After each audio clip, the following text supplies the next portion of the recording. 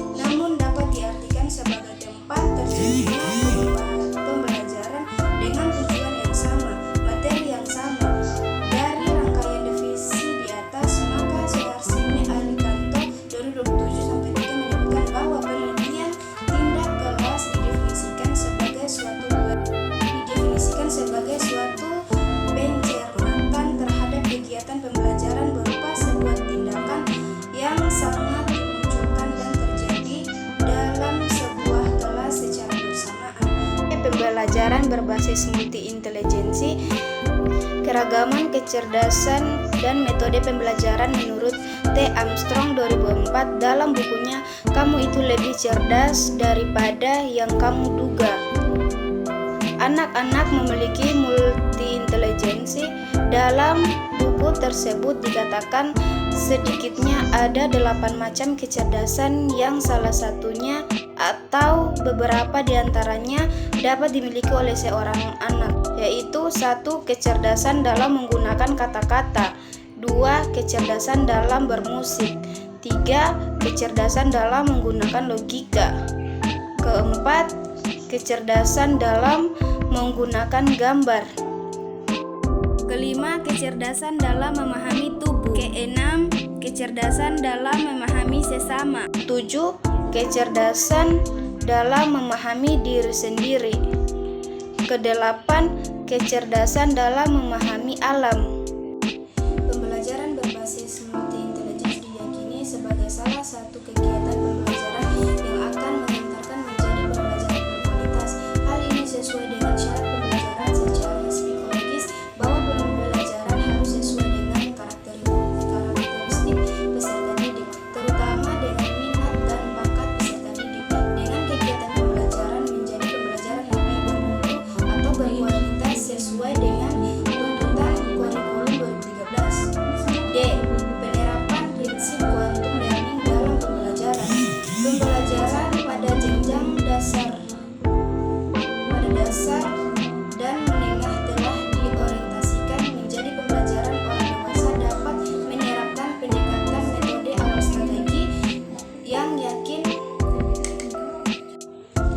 metode atau strategi yang lebih menekankan pada keaktifan peserta didik. Quantum learning merupakan pembelajaran yang memungkinkan peserta didik untuk belajar dengan kecepatan dan menegaskan dengan upaya yang normal dan diberi kegembiraan atau Polter 2011. Quantum learning adalah kiat petunjuk strategi dan seluruh proses belajar yang dapat mempertajam pemahaman dan daya ingat serta membuat belajar hal-hal yang menjadi perhatian khusus dalam quantum learning sebagaimana dijelaskan dalam buku Polter 2011. Secara umum ada 12 penekanan, yaitu 1. Belajar tentang cara belajar, 2. Kekuatan berpikir yang tak 3. Kekuatan tampak,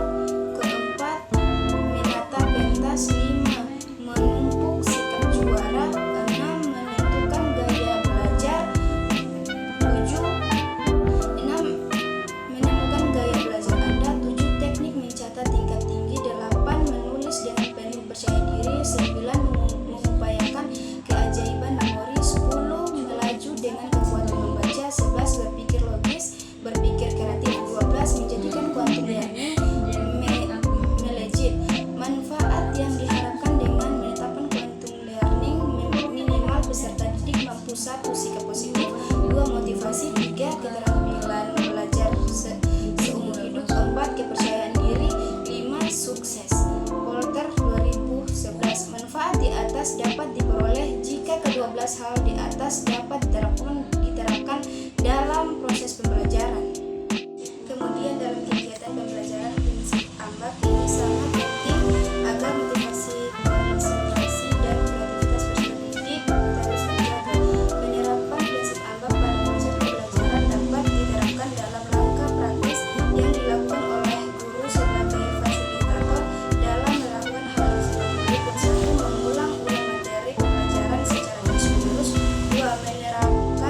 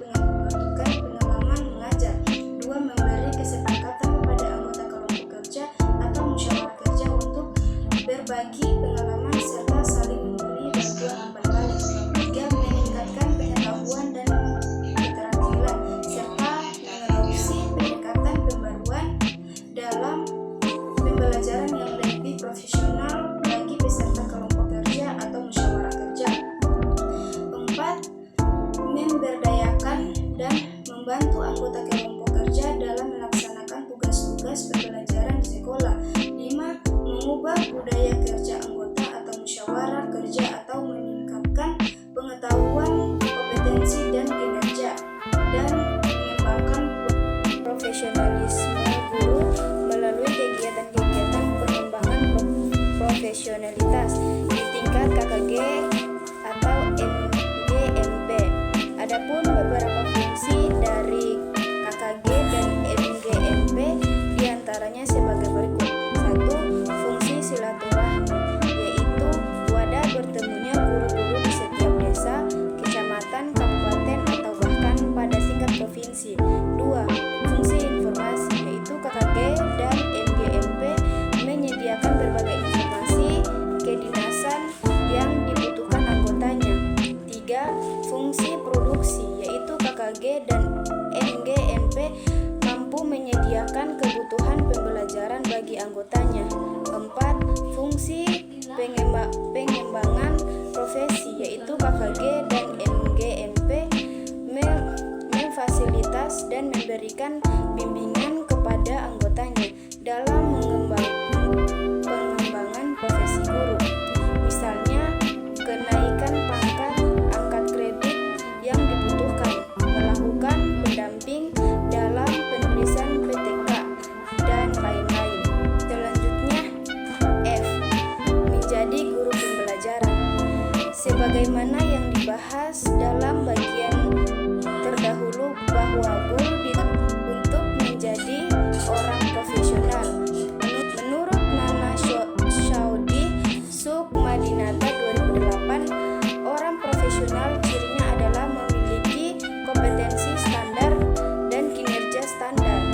Selain itu, profesional menarik diungkap oleh mantan Sekretaris Jenderal atau Sekjen Kementerian Agama yang selama menjabat sering memberikan kebijakan bahwa orang profesional mempunyai indikator sebagai berikut. 1. Self-development. 2. Self-supervision. 3. Self-certification. 4. Memiliki mission. 5. Memiliki integrasi. Mungkin itu saja materi dari saya. Sekian dan terima kasih.